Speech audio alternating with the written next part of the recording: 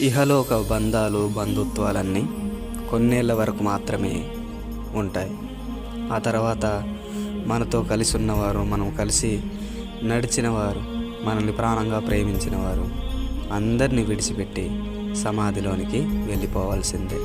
ఈ బంధాలు బంధుత్వాలు మనము శాశ్వత కాలం ఉంటాయని అనుకుంటాం, కానీ ఇవేవి మన వెంబడి రావు. మనం మరణించగానే ఇదిగో మనతో ఉన్నవారు కొన్ని రోజులు బాధపడతారు, మనల్ని ఆ తర్వాత మరిచిపోతారు. కానీ ఈ బంధాలన్నీ మర్చిపోవచ్చు, కానీ దేవుడు మాత్రం మనల్ని ఎన్నడూ మరువడు, విడువడు. అందుకే మన రూపాన్ని ఆయన అరచేతుల మీద చెక్కుకొని ఉన్నాడు. మనము ఈ జగత్తులోనికి రాకముందే తన ప్రేమ చేత మనల్ని ఏర్పాటు చేసుకున్నాడు.